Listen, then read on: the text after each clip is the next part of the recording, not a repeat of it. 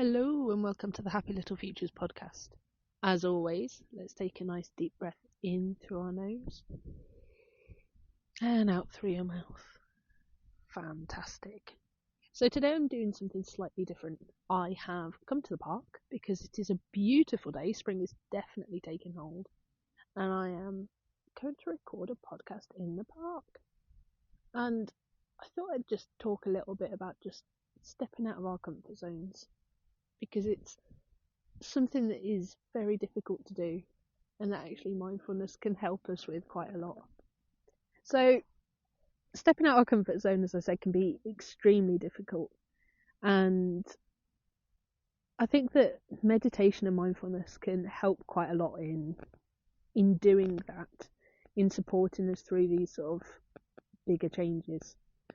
So I wanted to just talk a little bit more about me in the park because for weeks now I've been driving through, and as the weather's got nicer, I drop my littlest off at nursery at 12:30 every day, and I've been looking at the parks and the green spaces as I'm driving home. I've been thinking, I just want to go sit in a park and read a book. I just want to go do this, but I've got housework to do, I've got normal work to do, I should be doing this, what am I going to do with my life? And I know you might be listening to this going, but you're doing this, Lucy. I am doing this, but I still have all those questions going through my head, and it's, do I want to push further in some other direction, or what do I actually want to, what's the direction that I want to go with a lot of things and stuff like that. And every day I've looked out at the parks, I've looked out at the green spaces, I've seen the blue sky. I mean, honestly, there's not a cloud in sight today. And I've gone, I just want to sit in a park. And yesterday I had a moment where I was listening to The Let Them Theory by Mel Robbins, which is so far so good. I'm enjoying it. And it's working quite nicely in conjunction with things that I'm working on in therapy, which is again sort of a personal choice and one that I'm really enjoying the journey of. And I sat there and I just had this moment where I was like, this is what I want to do. This is like what I've always wanted to do, and I can do all of my work in the park. I can set aside that time. I can just go to the park. If I end up sitting there and not doing any work because I'm just watching the world go by, that's okay, because actually I'm practicing mindfulness, and clearly in that moment my body needs that and my mind needs that. And if I can do work, I will do work. And I think I've started to come to this conclusion that quite often the thing that's holding us back is ourselves. And there's been a bit of a self-talk in the background of, will people think that it's weird if I do that? What if I don't get enough work done? What if I don't do this? What if I don't do that? All the what ifs and all the what will others think and stuff like that. And ultimately it doesn't matter, because if I come to the park to do my work, I'm doing the one thing that I have looked at doing and wanted to do for ages. And clearly I think in the background my body and mind need that fresh air, that vitamin D, that space, that you might be able to hear the birds in the background. I'm hoping you can't hear too much of the of the piling drill in the background, but it's clearly something that my body and mind needs. However, going to a park on my own is not something that I've really ever done. I've done it with the dog, I've done it with my husband, I've done it with the kids, I've done it with friends when we were at uni, when we were kids. And coming here on my own today was sort of a big like, oh, I'm not sure about this. And I think I'm not sure about this because of all the what ifs and what will people think. And also I'm not sure about this because it's new to me. It's out of my comfort zone. It could be lonely. I might feel lonely. I might not feel lonely. It could be uncomfortable. sort of trying to like seeing myself as that person that you see in parks on their own working. Like, I don't know. I was just like, what if? So it's been a bit of a two-step process, really, for me. It's been a one step of telling myself to be fair, this afternoon I spent all morning going, this afternoon I'm going to go to the library and I'm going to work in the library and I'll do that in the library. Clearly that hasn't happened, because then I started to about 11 o'clock, I started to get the midday exhaustion that I seem to get at the moment kicking in. And I was like, I think I should just go home and lie down and try and get myself a little bit better and build up that energy to pick the kids up and stuff. And then I was like, no, I want to be out the house. I don't want to be in the house. So again, it was breaking that comfort zone of what I want to do, what is go to sleep, but recognizing that actually what I need to do is be out the house, and that will probably give me, like they say, a change is as good as a rest, isn't it? So then I was like, well, what can I do? And it's like, I can go to the park, I can lie in the sun, I can sit in the sun, I can work through, I can journal, I can find things to do, or I can just be, and I can meditate, I can just be mindful, I can just be present.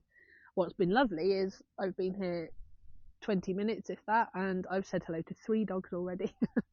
And they've come over, they've seen me, they've come over and they've just given me a quick nuzzle, a quick hello, and then walked off, and they've all been lovely. And when my own dog couldn't come with me for this afternoon, that was a nice sort of bit of reassurance to have. So first part was recognizing that this is something that I want to do, even though I'm not sure how to do it. I'm not sure whether it'll be something that I'm comfortable with in the moment or whether it won't be. And recognizing that I am allowed to take this time and it will be good for me one way or another. The second part is, like I said, all those discomforts, all those uncomfortable feelings, not being in the comfort zone of my own home, my own 4 walls. I think especially since COVID, that's a big thing for a lot of us, isn't it? And then working through that. And so to sort of manage that, I have driven to the park. I was prepared that if my anxiety, if the what ifs, if the self-judgment and stuff like that took over, I was prepared that I might want to leave again and go home. I was prepared that I could go to the library if I wanted and do that. So that was all there as an option. But I was like, before I do anything, I'm going to take a deep breath and I'm going to drive to the park. Yes, it doesn't give me the same amount of time that I'd quite like to listen to my audiobook that I like to do once I've dropped the kids off, but it gives me that space, it gives me that drive. I can always listen to my audiobook in the park if I want, and I can see what happens. I had the concern that it might be too cold, they might have just mowed the grass, my hands would go crazy because I do have a bit of a reaction with eczema to freshly mown grass. But it's just like I can make that decision when I get there. But the first thing was just sort of almost breaking that cycle of heading home to that comfort zone, taking that breath and just going, no, even if I just drive there, I will drive there and I will go there before I decide what my next step will be. And then once here, I sort of got out the car, got my stuff out the car and looked around. I was like, well, now what? Now what do I do? And I think this is where the being mindful really comes in. This is where having that presence of mind, that ability, having practiced it, to just be in that moment is really, really helpful. Because I just walked. I didn't have any particular aim. I was just like, I'm just going to walk. I'm just going to enjoy the feeling of the grass under my feet, enjoy the fact that my shoes aren't getting muddy as I do that, enjoy the sound of the birds, enjoy the wind, like recognize that it's actually quite warm, and be mindful with those senses in this moment. And I think that is such a big step to take for so many of us. When we are feeling overwhelmed, when we are feeling uncomfortable, when we are feeling stressed, anxious, all of those different things, just stepping back and recognizing what's going on in your body and your mind, what's like the different senses and stuff like that, how those can come into play with us, is by just observing, like that 5 4 3 2 1 that we do. So 5 things that you can see, 4 things that you can hear, 3 things that you can touch, 2 things that you can smell, and 1 thing that you can taste, or 5 things that you can feel, 4 things that you can see. You see what I mean? Whatever order you'd like to do them in. But recognizing those different senses, engaging with those senses, engaging with that present moment, it can just really help to ground you in that moment. It can help you to become an observer rather than a feeler of what's going on in your body. And you can then begin to sort of like be present in that moment and take action as you go forward, having grounded yourself. So before I carry on, I just want to say a quick thanks to our sponsor, Roman Fox Clothing, who are a sustainable clothing brand with wonderful wildlife inspired designs, and you can find their clothes and other items at rowanfox.com or check out Facebook or Instagram. So recognizing in our bodies, in our senses and stuff like that, is a big way that we can really sort of engage with where we're at, engage with what we want, engage with what we need on top of everything else. And I think once you've done that, then starting to move forwards with, okay, so what do I want to do from here? So for me, I was just mindful. I was like, I just want to follow my feet. I'm just going to walk and see where I end up. I didn't end up too far away because I didn't really want to strain my neck, which is a bit bad. And I've got a big bag full of notebooks and stuff to fill in. But I was like, I'm just going to follow my feet, see where I end up, and I'm just going to plonk down a blanket. And I was like, I want to be lying down. I don't want to be on a bench. So that was, for me, that was a big, like, those are my thoughts, those are my aims. But ultimately, I'm just going to be mindful and just follow my feet in this moment. For others, if you're feeling anxious and stuff like that, a great way to begin with just moving on, with helping us to sort of step through those uncomfortable feelings, is to take a deep breath. When we slow our breathing, when we're mindful with our breathing and begin to breathe deeper, it activates the parasympathetic nervous system. It begins to soothe our system and calm that fight or flight response, calm that sort of amygdala, and that sort of, as they call it, I've never spoken about it like this in the past, that lizard brain, that sort of basic instinct of there's danger, there's worry, there's all of that sort of stuff. I need to be on guard. So by just taking a simple breath and beginning to ground yourself in those breaths and be mindful, you can start to reset your system, find a little bit more peace, and then move forwards with what you're doing. So had I have had a lot of anxiety as I was getting out the car, which wasn't shifting, and when I have had things like panic attacks in the past or been struggling, very stressed and stuff like that, choosing a breathing technique that involves breathing in through my nose for a shorter amount of time and out through my mouth for a longer amount of time has been absolutely key. And again, sort of those longer out breaths really help to activate that parasympathetic nervous system. So we're going to try now, just because we can, we're going to try breathing in for 7 and out for 11. So these are quite long breaths. If you find that you struggle, I want you to have a go at doing it for an amount of time that feels more comfortable for you. So if you get yourself comfortable, get yourself a nice straight spine, and try and breathe into your stomach rather than your chest.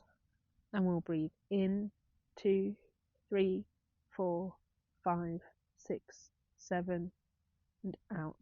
2, 3, 4, 5, 6, 7, 8, 9, 10, 11. In.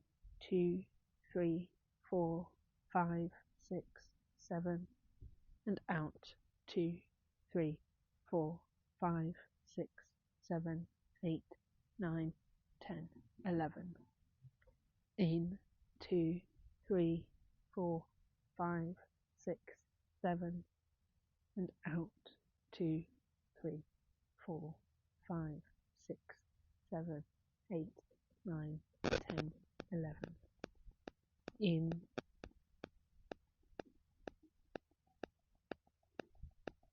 And out.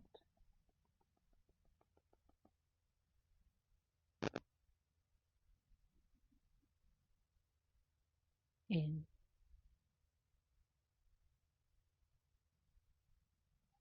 And out.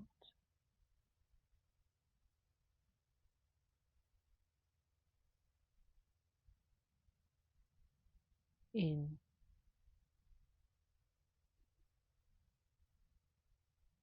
And out.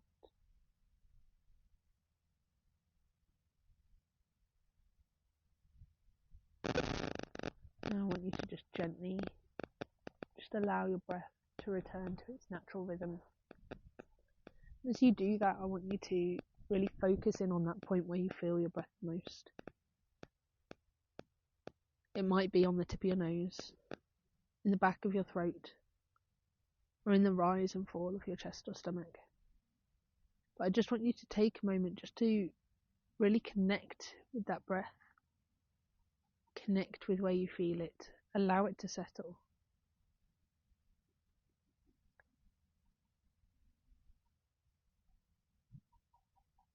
And then just let it go. Let go of that point, that breath. And just know that you can reconnect with that and help to, like I said, engage that parasympathetic nervous system, really sort of like connect with that parasympathetic nervous system and calm yourself, ground yourself in moments as you go through your day, just by doing those simple exercises.